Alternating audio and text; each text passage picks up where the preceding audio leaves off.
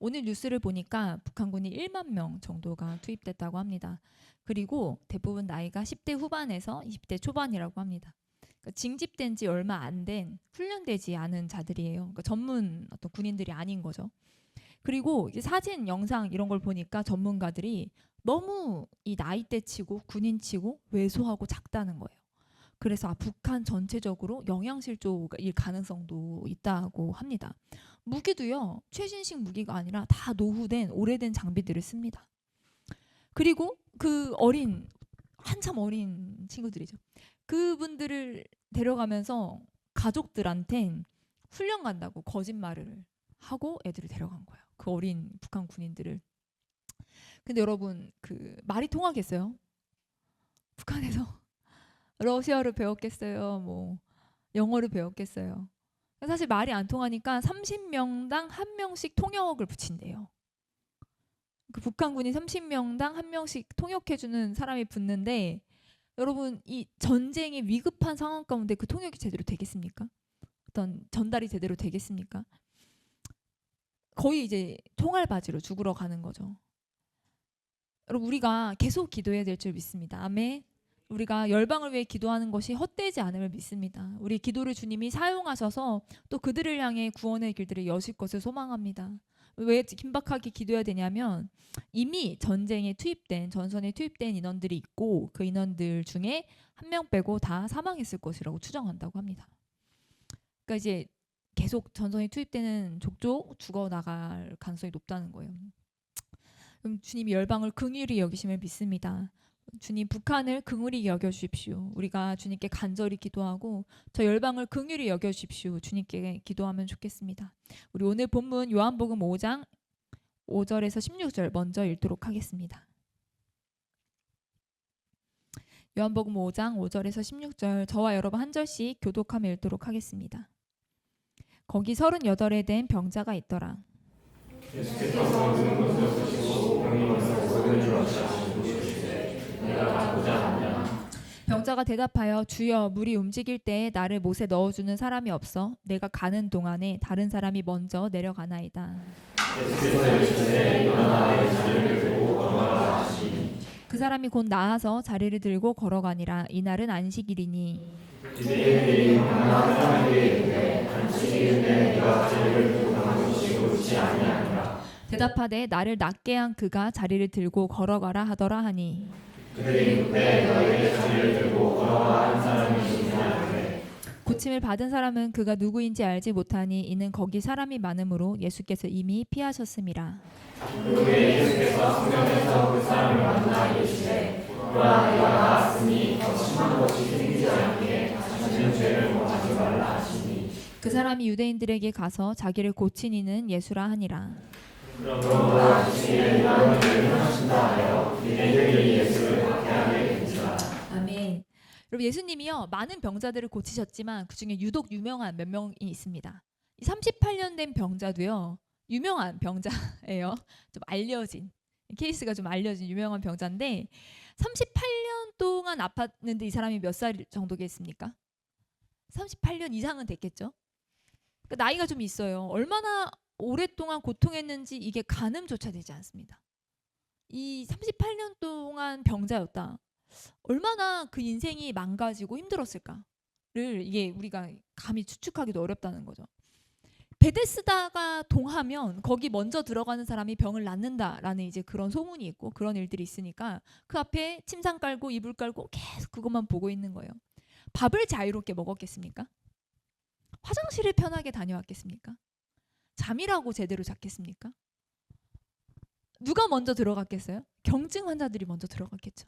그렇게 치명적이지 않은 병을 가진 사람들이 물이 동했을 때 먼저 들어가서 치료를 받았을 수 있을 거예요. 아니면 도와주는 사람이 많은 사람들. 그런 사람들이 먼저 치료받고 이 38년 된 병자는 고백하기를 아무도 나를 못 도와준다는 거. 아무도 나를 도와줄 수 있는 상황이 아니라는 거.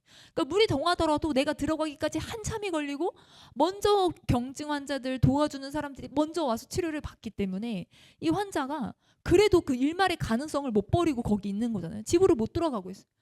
그 가능성, 혹시 다 잘 때, 혹시 다른 사람 다 딴짓할 때, 혹시 이 물이 동하는 걸 내가 먼저 볼 경우에 그때 내가 먼저 고침받을 수 있는 그 작은 가능성 붙잡고 거기 누워 있는 거예요.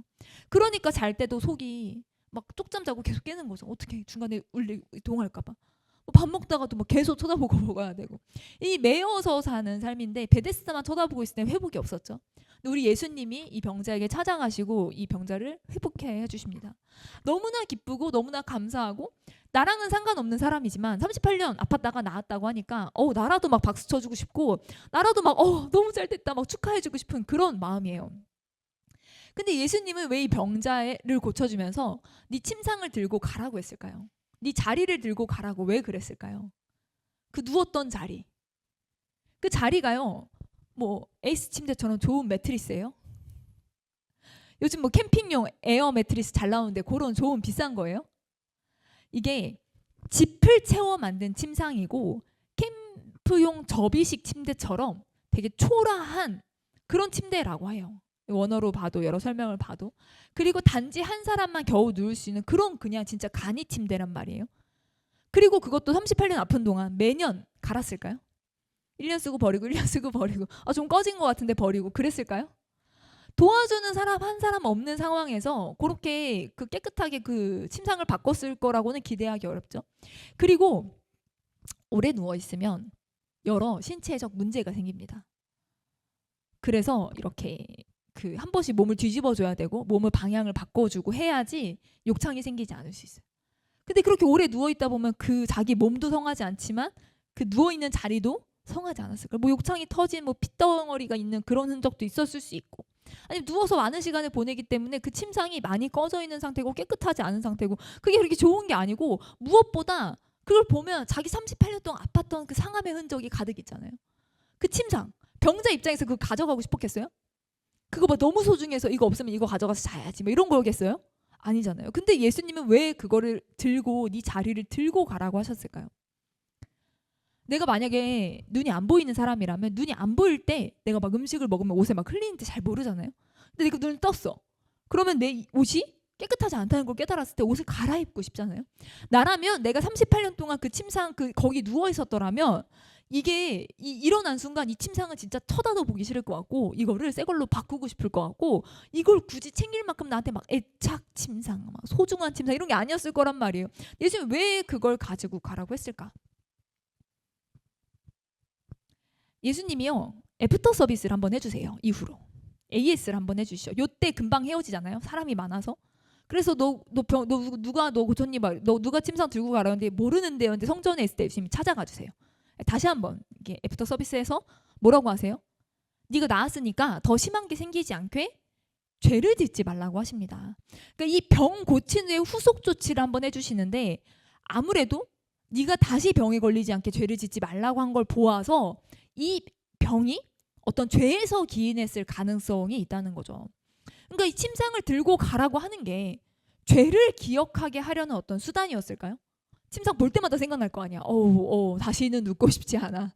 그래서 죄를 기억하게 하는 수단으로 그걸 들고 가게 했는지 기억하라고.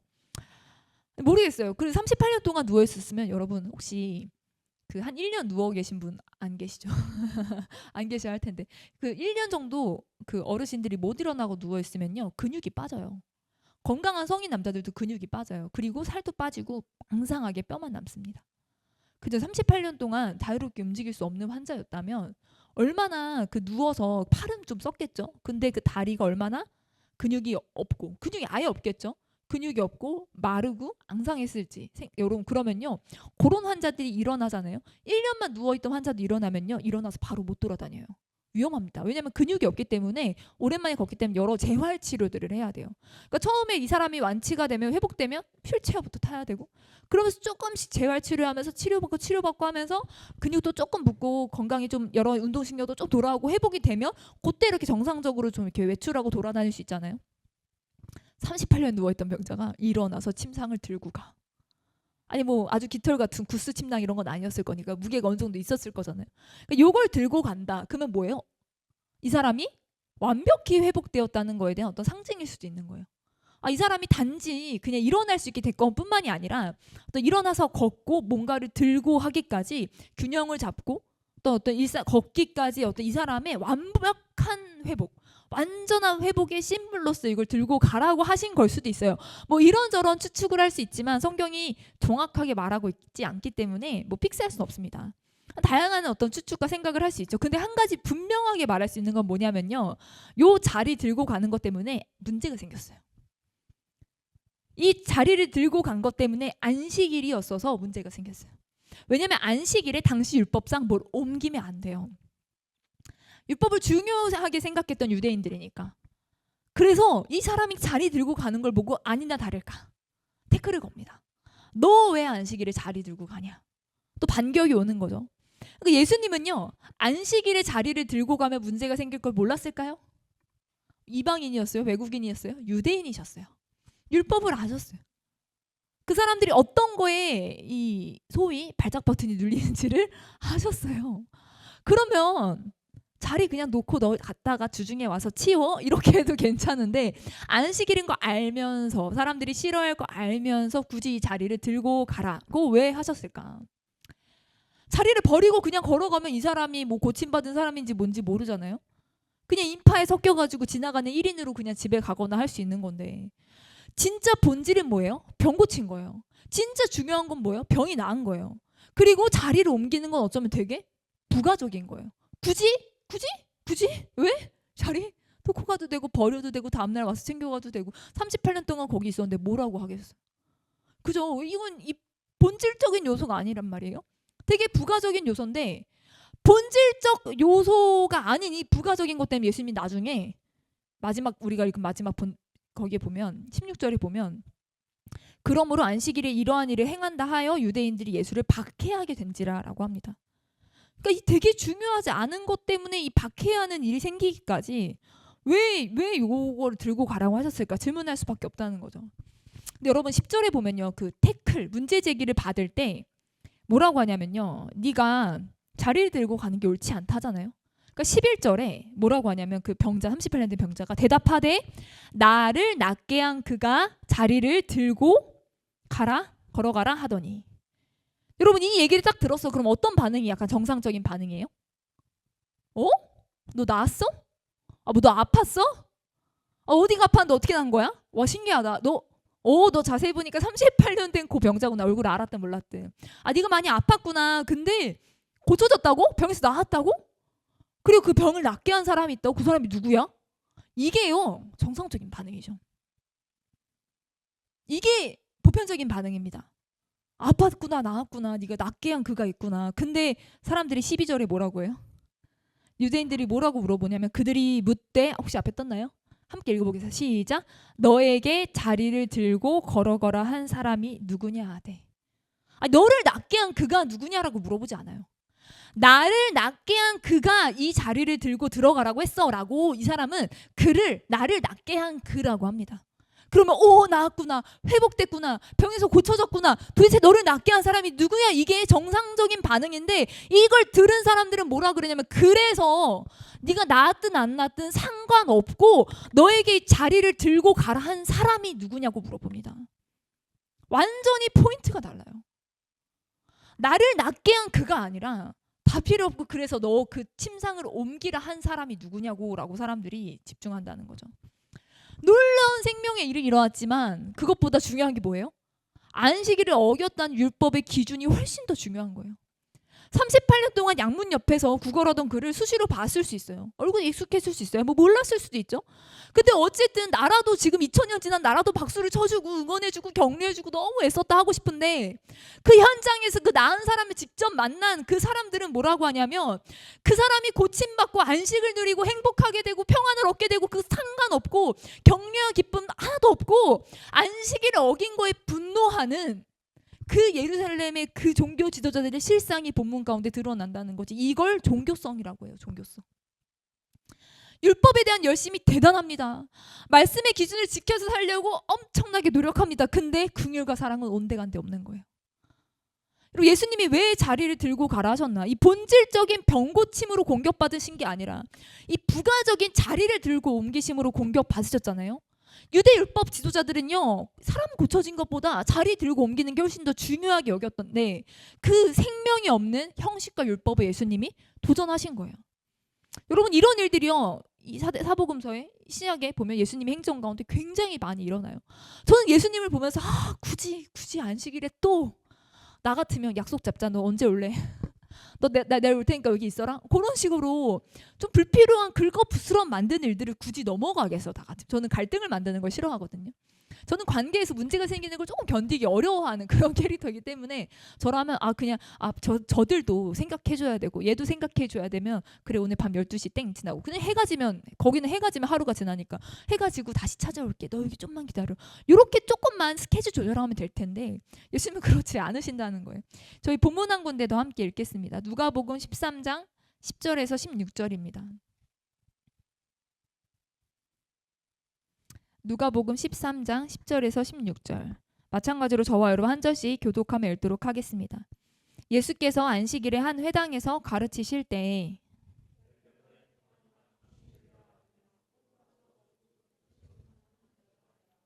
예수께서 보시고 불러 이르시되 여자여 내가 내 병에서 놓였다 하시고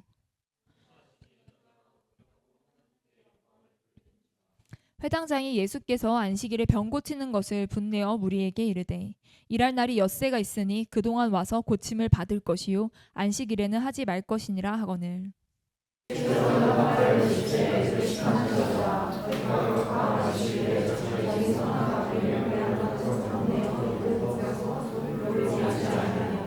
함께 읽겠습니다. 그러면 18해 동안 사탄에게 매인 바 된 이 아브라함의 딸을 안식일에 이 매임에서 푸는 것이 합당하지 아니하냐. 아멘. 여기서도 마찬가지로 안식일이에요. 예수님이 안식일에 회당에서 가르치고 계신데 18해 동안 구부러져 조금도 펴지 못한 여인이 회당에 왔어요. 여러분, 어깨나 목에 하루만 담이 걸려도요 힘드시죠? 힘들어요. 얼마 전에요, 아기가 아침에 일어나서 옷을 갈아입히는데 예쁜 옷을 입혀줬더니 기분이 좋았나 봐요. 막 이런저런 포즈를 취하는 거예요. 근데 그 어린이집에 6세, 7세들이 취하는 그 포즈가 있어요. 어떤 전형적인 모델 포즈가 있거든요. 그걸 애들이 사진을 보면 6, 7살 언니들이 항상 그 포즈, 되게 특이한 몸을 베베 꼬는 그런 포즈로 사진을 많이 찍더라고요. 근데 딸이 그걸 봤나 봐요. 예쁜 옷을 입고 기분이 좋으니까 그 포즈를 취한 거예요. 그러다가 4살인데 목에 담이 걸린 거야. 그래서 요러고 어린이집을 갔어. 그래서 그냥 좀 풀어주고 그냥 우리도 가야 되니까 보냈는데 어린이집에 전화가 온 거야. 얘가 하루 종일 이러고 목이 아프다고 하루 종일 이러고 있더래요. 그래서 어린이집 선생님이 어떡하냐고. 그래서 병원 데려가도 뭐 해줄 수 있는 게 없으니까 파스를 붙일 수도 없고 그래서 되게 한의원을 데려갈 수도 없고 어떡하지? 당황스러웠던 기억이 있어요. 근데 여러분, 하루만 잠시만 이렇게 이게 목만 삐끗해도요 막 진짜 온몸이 걸리고 아프잖아요. 허리까지 막 아프고. 제가 발목이 약해서 반깁스를 청년 때 자주 했었는데 반깁스라면요, 반깁스 발목만 아플 것 같잖아요. 목이랑 어깨랑 허리까지 같이 아파요. 그래서 내가 왜 이 반깁스인데 여기가 아프냐고 물어봤더니 이게 몸의 균형을 잡으려고 애쓰다 보니까 또 쩔뚝쩔뚝 걸으니까 이게 여기까지 같이 아프다고 얘기를 하더라고요. 여러분, 18년 동안요 허리가 꼬부라져 몸을 전혀 못 핍니다. 이게 뭐 어디가 어떻게 구부러져서 어떻게 했는지 정도를 뭐 그림으로 그려준 게 아니라 예상은 할 수 없겠어요. 근데 많은 분들이 허리가 완벽히 꼬부러져서 피지 못하는 그런 어떤 병이었을 것이다. 그 당시에 흔했던 질병들을 추측할 때 이제 그렇게 얘기하는 거죠. 얼마나 이게 그냥 단순히 허리만 못 피는 정도가 아니라 이것 때문에 몸의 밸런스가 깨지고 골반이 내려앉고 여러 가지로 걷는 것도 뭐 밥 먹을 때도 계속 이러고 먹으면 소화도 얹히잖아요. 그러니까 이게 허리만 꼬부러져 허리만 아픈 게 아니라 이거 관련돼서 온몸이 다 아파요. 위장장애도 있었을 거고요. 제대로 된 일상생활을 못했을 거고요. 이 사람이 몇 살인지 알지 못하지만 결혼 직전에 만약에 이런 문제가 생겼으면 결혼도 못했을 거고요. 결혼하고 나서도 어떤 정상적인 생활들이 불가능했을 거예요. 진짜 허리가 꼬부러져 이렇게 바닥에 눕지 않으면 하늘 한번 제대로 쳐다보지 못하는 답답한 그 정말 메인 너무나 고통스러운 육체의 고통을 넘어서 정신까지 너무 압박스럽고 힘든 그 시간을 18년 동안 보냈다는 거죠. 그리고 자기 혼자 고통스러운 말을 안 하는데 주변에서 얼마나 따가운 시선으로 봤겠어요. 그 당시에 병이 있는 건 예수님도 한번 말씀하시는데 그 사람의 죄가 있거나 그 부모가 죄가 있거나였어요. 그러니까 주변에서 그 아픈 사람을 바라보는 시선이 긍휼과 사랑이 아니라 정죄와 판단의 시선으로 주변에서 다 그 사람을 보는 거죠. 얼마나 힘든 시간이었을까. 그리고 병에서 노인 받은 게 얼마나 기쁜 시간이었을까? 펴지지 않는 허리가 펴져서 당당하게 앞과 위를 볼 수 있는 그 사람이 느꼈을 그 환희와 그 감격이요, 감히 예상할 수도 없는 그러한 회복이라는 거예요. 근데 이 사건에 또 회당장들은 기뻐하지 못해요. 회당장은 회당을 맡은 사람으로 회당에서 말씀을 가르치고 지도하며 관리하는 사람이 회당장이었어요. 모두에게 존경을 받던 사람인데 이 사람은요, 이 당시 안식일은요, 아무 일도 하면 안 되지만 동시에 병을 고치는 방법이 당신은 의원에게 보여주는 거였잖아요. 그러니까 의원이 병을 고치려면 그것도 일인 거야. 그러니까 병 고치는 일은 안식일에 하면 안 되는 거였어요. 그래서 안식일에 의원 찾아가는 건 말도 안 되고 병을 고치는 건 말도 안 되고, 만약에 정말 생명이 위급한 경우는 괜찮아. 그렇지만 정말 생명이 위급한 경우에도 죽지 않을 정도로만 고쳤대요. 안식일은. 진짜 대충 살려놓고 나머지 안식일 지나면 고치는 거야. 정말 그런 안식일이었어. 근데 여러분, 18년 동안 허리가 구부러져 있었는데 18년 하루 더 허리가 구부러진다고 큰일이 생겨요? 생명에 지장이 있어요? 그렇지 않다는 거예요. 그러니까 이들 입장에서는 왜 굳이 긁어부스럼, 왜 굳이 안식일을 고치냐는 거야. 하루 다음에 해라. 남은 일이, 유익일이 있으니 그 중에 와서 고침 받으라. 이들은 이렇게 말하는 거예요. 예수님은 또 왜 하필 여인을 안식일에 고쳤을까? 맞아. 18년 하루 아프든 18년 이틀 아프든 18년 3일 아프든 사실은 뭐 그게 없단 말이에요.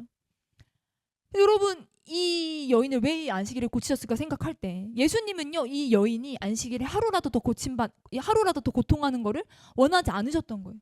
그리고 놀랍게도요, 왜 안식일 이렇게 망치냐고 했지만 이 여인 입장에서 이 안식일은 진정한 18년 동안 얻지 못했던 안식을 얻은 날이 되는 거예요. 18년 동안 한 번도 누리지 못했던 안식을, 진정한 안식을 여인은 이날 누린 거예요. 이날 이 여인에겐 이날이 진짜로 안식일인 거죠. 여러분, 율법을 지키지 않는 것도 너무 싫었을 거예요. 근데 동시에 모든 사람이 예수님께 집중하고 모든 사람이 예수님을 높이는 그게 되게 싫었을 것 같아요. 자신들 기득권 중심으로 이미 어떤 성전의 질서, 해당의 질서, 그들의 종교 안에, 그 사회 안에 질서들이 다 형성되어 있는데 자신들을 중심으로 세워놓은 질서가 깨뜨려지는 거, 그게 되게 불편하고 싫었을 거예요. 자신들이 안식일의 회당의 주인공이 되어야 되고 자신들이 주목받아야 되는데 자신들의 위치가 위태롭다고 여겨졌을 거고, 그런 압박들도 있었을 거고, 시기하고 질투하고 비교하는 그런 마음들도 함께 작동했을 걸 볼 수 있어요. 베데스다 본문에서와 동일하게 병고침보다 안식일의 율법에 훨씬 집중했던 자처럼 이 18년 구부러진 허리 가운데, 이 구부러져 몸을 피지 못한 이 여인 가운데도 동일하게 이 여인이 병고침 받은 어떤 본질적 기쁨과 회복보다는 어떤 형식, 율법, 기준, 껍데기들이 훨씬 더 중요한 사람들이었다는 거죠. 근데 너무나 안타깝게도요, 우리도요, 교회를 오래 다닐수록 그게 더 심해져요. 어떤 성도분이 교회 예배 끝날 때쯤 이렇게 들어오면 주일날 아이고 지각하셨네, 왜 이렇게 늦게 와, 막 이런 생각을 하죠. 근데 그분은 반대로 생각해보면, 뭐 물론 지각하신 분도 있겠지만 어떤 분은 도저히 예배를 드릴 수 없는 상황에서 잠깐이라도 예배 드리고 싶어서 오시는 분일 수도 있다는 거예요. 주일 때요, 누가 새로 왔나, 또 누가 오늘 오랜만에 왔나, 성도들끼리 서로 돌보고 사랑하고 그게 본질인데, 말씀 앞에 서서 서로를 격려해주고 그게 본질인데, 이 주일 식당에서 반찬이 왜 이러냐고 이런 얘기들 하고 수근수근 자기네들끼리 친한 사람들끼리 모여서 당 짓고 동호회 모임처럼 친한 사람들끼리만 모여서 그런 교제를 하고. 여러분, 예수님이 중요하게 생각하시는 일은 어떤 율법들, 형식들, 그런 어떤 자기의 어떤 위치와 자리가 높아지는 그런 것들이 아니라 예수님은 생명의 일에 관심이 있으셨어요. 예수님은 살리는 일, 고치는 일에 완전히 관심이 있으셨어요. 예수님은 가난한 자에게 복음이 전파되게 하시려고, 포로된 자에게 자유를 주게 하시려고, 눈먼 자를 다시 보게 하시려고, 눌린 자를 자유롭게 하려고, 은혜를 선포하시려고 오셨다는 거예요. 그래서 예수님은요, 병든 자들, 귀신 들린 자들을 성경에 고쳐주신 이야들이 정말 많이 나오죠. 귀신 들린 자에게는 귀신아 떠나가라, 병든 자에게 네 병에서 노임을 받아라 말씀하십니다. 성경에서요, 귀신 들린 거랑 병 들린 거랑요 구분되어 나와요. 귀신 들린 사람은 귀신을 떠나보내시고 아픈 사람은 회복하고 고쳐서 내 병에서 노임을 받았다 하시는데요. 근데 여러분, 이 성경에서 이 여인은요, 어떤 여인이에요? 귀신들을 앓는 여인이에요. 저희 같이 읽은 본문 11절 볼게요. 11절에 18의 동안이나 귀신 들려 앓은 여인이에요. 근데 12절에 예수님이 뭐라고 하세요? 내 병에서 놓였다. 요즘 헷갈리셨나? 진단을 잘못하셨나요? 아니 귀신 들린 여인인데 병에서 나았다고 하시는 거예요. 이건 뭔가 오류가 있잖아요. 이런 적은 한 번도 없어요. 성경에서. 귀신 들린 자는 귀신아 떠나가라. 병든 자는 병에서 나아라. 근데 귀신 들렸는데 병에서 노임을 받으래. 아 귀신이랑 병이랑 같이 있었나? 아니면 이제 귀신 들린 자지만 네 병에서 노임을 받아라 하는 게 예수님 워낙 능력이 있으시니까 이게 잠깐 헷갈리고 진단 오류가 나도 헷갈려도 그 뭐 그냥 한 번에 말씀하시면 다 나니까 예수님 이렇게 그런 걸까요? 왜 이게 이렇게 이 진단과 이 귀신 들린 것과 병 고침과 이게 달랐을까요? 여러분 예수님이 여인을 불러 이르시죠. 불러요. 부르다, 소환하다, 말하다라는 단어를 써요. 안수했다고. 안수할 정도면요. 제가 이 앞에 있는 분에게 안수하려고 해도요. 제가 이렇게 가까이 가야 되죠. 안수할 정도면요. 손이 닿는 사정거리 안에 있어야 돼요. 가까이 있어야 돼요. 근데 예수님이 가신 게 아니라 여인이 왔어요. 저 멀리 있는 여인이 예수님 불러내셨어요. 뭐라고 불렀을까요? 뭐 허리 꼬부러진 여인이 이렇게 부르진 않았을 것 같아요. 거기 아픈 사람 뭐라고 불렀을지 모르겠어요. 거기 뭐 옷 색깔이 특이하면 거기 뭐 아니면 뭐 이렇게 핑크 모자 쓰신 분 이렇게 불렀을지 모르겠어요. 어떻게 불렀을지 모르겠지만 어쨌든 불렀어요. 그 사람이 부름을 받고 자기를 부른다는 걸 알았겠죠. 그래서 왔어요. 몸이 꼬부라져서 어떻게 걸었는지 모르겠지만 어쨌든 걸어서 왔어요. 근데 수치스럽지 않았을까? 사람들이 다 자기를 주목하는데 아니 신체 건강한 예수님이 가시지. 그 전에 예수님은 그냥 허리 펴고 당당 예수님이 가시지 왜 불러? 아니 모두가 지켜보는데 이 허리 꼬부러진 나오면서 얼마나 수치스러울 수 있어요. 내가 생각하면 나라면 되게 수치스러울 것 같은데 예수님 두 다리 멀쩡하게 가시지 왜 불러가지고. 반대로 생각해보면 이게 무슨 말이냐면요. 구부러지긴 했지만 걸어다닐 수 있다는 거죠. 누가 데리고 왔다는 얘기가 없잖아요. 동시에 불렀을 때 응답이 가능한 상태라는 거예요. 무슨 얘기인지 아세요? 귀신 들려서 허리가 꼬부러져 있지만요. 의식적인 소통이 가능한 상태라는 거예요. 정상적인 의사소통이 가능한 상태라는 거기 오세요 했을 때 올 수 있는 자의식이 있는 상태였다는 거예요. 저는 귀신 들린 사람을 많이 봤어요. 강하게 귀신에 사로잡혀서 의사소통이 불가능한 사람들도 있어요. 근데 그렇지 않을 때도 있어요. 귀신에게 강하게 사로잡혀도 의식적인 대화가 가능한 순간들이 있어요. 소통이 됩니다. 근데 그럴 때 얘기해보면요. 사람들이 되게 수치를 느껴요. 누가 볼까봐, 누가 알게 될까봐, 자신의 연약함과 아픔을 다른 사람이 보게 될까봐 되게 힘들어합니다. 본인에게 문제가 있다는 거 본인도 인지하고 있으니까. 그래서요 그렇게 이제 특별히 자매들 같은 경우에 그런 어떤 강한 귀신 들림이 있는 경우도 있고 소통이 가능한 경우도 있지만 그럴 때 다른 사람들 특별히 형제들 보는 데서 그렇게 축사하고 그러면 안 됩니다. 형제들과 구분해서 자매들도 많이 있지 않는 방에 한두 명 혹 도와줄 사람 한 명 정도 있고 그렇게 기도하는 경우가 훨씬 많아요. 이 여인이요 오래 귀신 들렸지만요 자의식 있고 소통됩니다. 오랜 고통과 눌림에도 지금 어디에 있어요? 안식일에? 회당에 왔어요. 나 같으면요 하나님 진짜 에라이 뭐 1, 2년도 아니고 18년 동안이나 안 고쳐주면 나 외면하고 필요 없어 할 텐데요. 이렇게 된 바 나 은둔 생활한다. 나 아무도 필요 없어. 나 골방에 혼자 살 거야. 이러지 않았다는 거예요. 이 여인은요 자기가 매임이 있고 아픔이 있고 힘들지만요 회당은 율법을 가르치는 곳이잖아요. 안식일에 나와서 이 여인 안에 매임이 있고 아픔이 있지만 그래도 여호와 경외하는 신앙을 지키려고 노력했다는 거예요. 그걸 신실하게 지켜왔다는 거예요.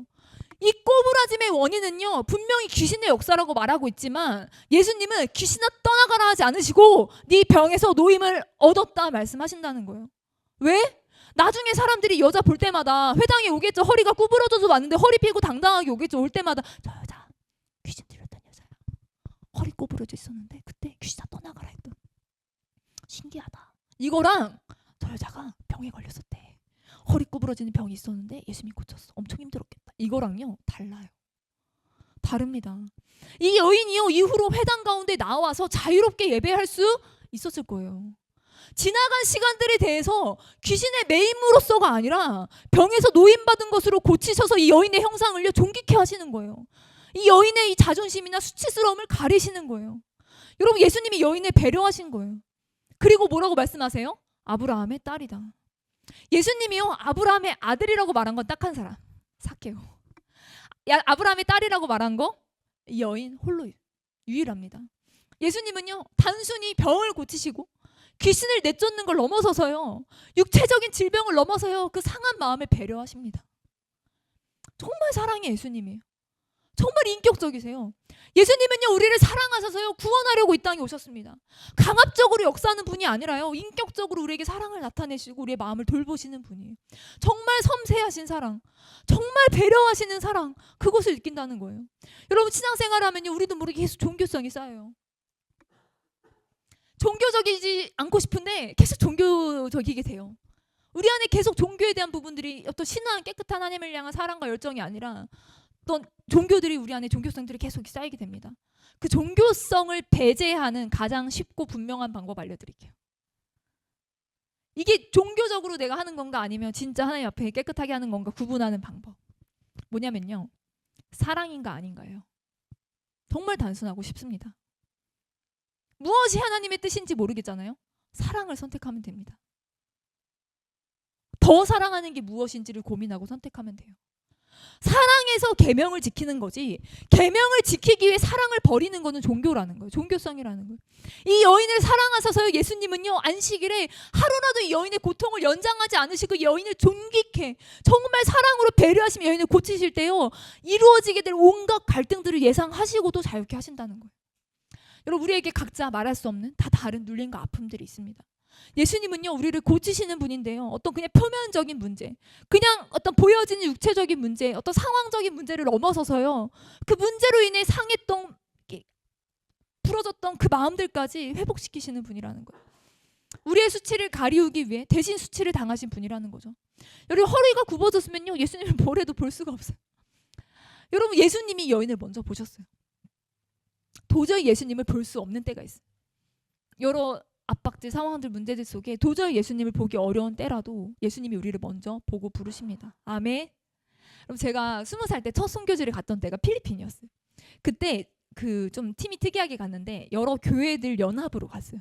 저는 이제 그 대학 동아리, 기독교 동아리였는데 그 껴서 같이 갔어요. 그래서 의료진들도 왔어요. 되게 신기하게 대안학교도 오고 교회도 오고 저희 그 찬양밴드 동아리도 오고 그리고 여러 의료진들도 와서 복합사역을 필리핀에서 굉장히 짧게 한 3박 4일? 4박 5일 했던 게 기억이 나요. 그래서 뭐 했냐면 대안학교 학생들은 앞에서 공연해. 그러면 이제 사람들이 구경 오잖아. 구경하는 동안 옆에서는 의료진들이 의료해줘. 그 진료 봐줘. 그러면 나 같은 사람들이 약봉지 찍어. 그래서 이제 그렇게 봉사활동하면서 그렇게 사역을 했던 게 기억이 나요. 그러니까 서로가 서로를 잘 몰라. 같이 한 번씩 예배는 드리지만 다 이름도 모르고 누군지도 모르고 그래서 잘 몰라. 근데 그래도 연합해서 그냥 그렇게 사역을 같이 했었어요. 그래서 이제 막 차를 타고 이동도 하고 막 그렇게 시골 가가지고 시골 동네에서 막 전도도 하고 그 교회 가서 예배도 드리고 공연도 하고 막 다 하는데 막 집사님들이 너무 배가 고프다는 거야. 그 현지 음식을 도저히 못 먹겠다 그래가지고 선교사님이 햄버거를 공수해 와가지고 그 차에 숨어서 한 명씩 돌아가면서 다 집사님들 햄버거 먹고 밖에서 막 애들 막 구경하고 막 우리는 몰래 숨어서 먹고 막 그런 게 기억이 나요. 15년도 더 전이니까 되게 옛날에 있었던 일인데, 근데 그때 막 차로 이동하는데 필리핀에 되게 특이한 차량이 옆으로 타는 약간 지프니 같은 그런 차량을 타고 이동하는데 너무 좁은 거예요. 너무 좁은 의자에 너무 작게 이렇게 여러 명이 붙어 앉아야 돼서 막 어깨도 막 이렇게 구부러지고 막 되게 불편했어요. 불편해서 막 이러고 앉아 가는데, 근데 막 차는 막 덜컹덜컹 거리잖아요. 땅이 막 안 좋으니까. 그러니까 막 지사님들 권사님들이 막 그 선교 와서 그 차 타고 이동하면서 불편하다, 아우 힘들어 막 하면서 막 이제 그 뒤에서 이제 난리가 나신 거예요. 너무 힘들다 하는데 그 중에 한 분이 다들 막 너무 좁아서 힘들다 막 이러니까 그 중에 한 분이 갑자기 일어나서 그 차 바닥에 앉으시는 거예요. 진짜 불편한데 바닥에 앉는 거. 왜냐면 그게 의자가 쿠션이 있어서 그래도 앉아서 가는 거랑 바닥이 앞바다리 해가지고 그냥 그 차 바닥에. 계속 그거 할 때마다 계속 불편하잖아요. 근데 다들 막 너무 힘들어 하니까 그분이 편하게 가세요, 넓게 가세요 하면서 자기가 그 바닥에 앉아주시는 거예요. 제가 그걸 보면서 나도 막 속으로 너무 힘들다 생각하고 있었어가지고 저분 되게 대단하다. 어떻게 저렇게 바닥에 앉아갈 생각을 하셨지? 너무 불편할 것 같은데 본인이 불편하고 다른 사람 다 편하게 해줘서 다들 입 싹 다물었지. 불평불만 싹 들어가게 만든 선교사님 사모님이시더라고요. 몰랐어요. 나중에 알았어요. 저 너무 충격받았어요. 선교지 잠깐 가서도 불편하다 힘들다 하는데요, 그분은 거기 사시는 분이잖아요. 항상 불편하고 항상 힘드신 분이에요. 저는 그 첫 선교 중에 가장 강력했던 메시지가 그분이 바닥에 앉으신 거였어요. 이게 사랑이구나. 이게 섬김이구나. 이게 정말 사역이구나를 되게 많이 느꼈던 것 같아요. 여러분 우리 안에 어떤 수많은 종교성들 판단하고 비난하고 정죄하고 율법의 기준대로 잣대로 사람들을 판단 이게요 우리 사실 우리 한국 교회 안에 너무 많아요. 너무 많아요. 유튜브에서도 막 여기서 저기 공격하고 저기서 저기 공격하고 여기서 저기 공격하고 막 서로 너무 공격하고 근데 여러분 사랑으로 이루어지는 것이 아니면 하나도 남지 않아요. 우리는 깽가리와 같습니다. 사랑으로 기도하고 축복하고 사랑으로 품어주고 항상 무엇을 할 때도 이게 사랑인가 아닌가 점검하고 여러분 예수님이요 그 모든 율법을 깨트리시고 사랑으로 역사해 주셨습니다.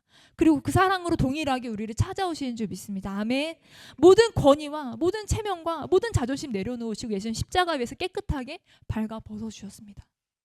완전한 수치 가운데 우리 수치를 씻기 위해서 완전한 고통 가운데 우리 고통을 해결하기 위해서 여러분 그 오랜 시간 허리를 펴지 못하고 고통받던 그 여인을 세심하게 배려하신 그 완전하신 사랑이 오늘 이 시간도 우리가 매여있는 영역들 우리가 고통하는 영역들 우리가 상처받은 영역들 가운데 묶이고 매인 것들을 자유케 하기 원하시는 줄 믿습니다. 아멘. 우리가 예수님의 사랑을 더 알아가는 자리 가운데 나아가고 우리가 그 사랑을 더 나누는 자리 가운데 나아가는 자들이 되길 소망합니다. 우리 지금 함께 기도하겠습니다.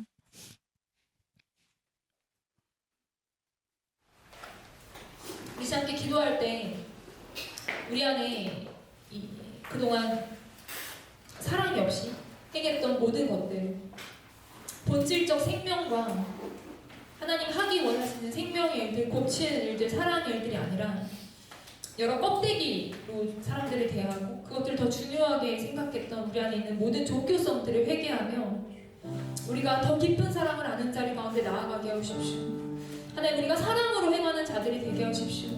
나를 넘어서 내가 속한 가정과 우리 교회와 우리 공동체, 우리 학교, 우리 직장 또 우리 나라, 나아가 열방, 또 북한 그리고 오늘 기도한 카자흐스탄, 주마마샤 그리고 저 중동 땅까지 우리가 주님의 사랑을 깊게 알아 그 사랑으로 사랑을 나누는 자들을 되게 하십시오.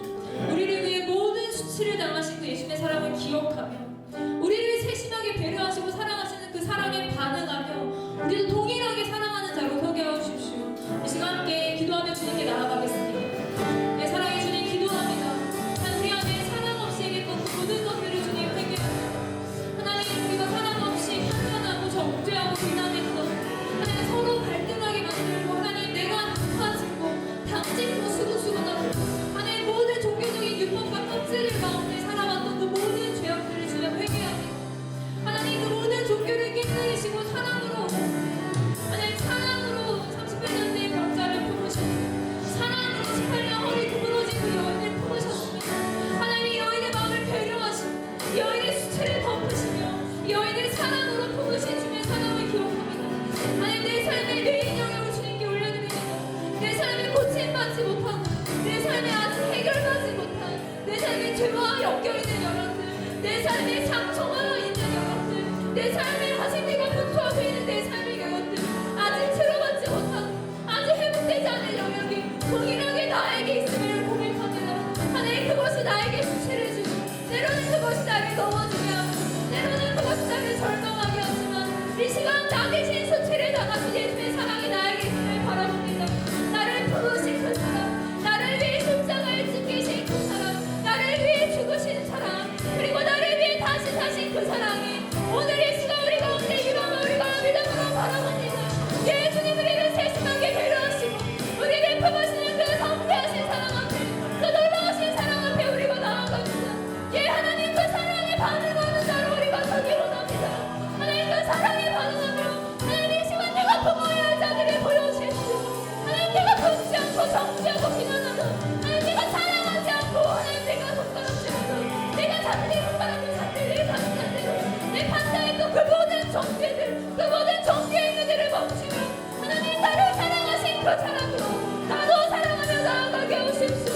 예수님 우리 가정을 사랑하게 하시고 하나님 우리 공동체를 사랑하게 하시고 하나님 우리 교회 사랑하게 하시고 하나님 우리 나라 사랑하게 하시고 하나님 저 민족과 열방들 사랑하게 하십시오. 하나님 저 북한을 품게 하시고 하나님 저 가자스탄 주무시에 품게 하시고 하나님 우리가 저 열방 중동과 아프리카와 하나님 우리가 저 모든 민족들을 위해 함께 주의 사랑으로 나아가 승전하게 하십시오. 하나님 우리가 당신의 사랑과 더 깊게 좋아하기 원합니다. 당신의 사랑과 더 깊게 만나기 원합니다. 하나님 우리 모든 개인을 우리 모든 아픔을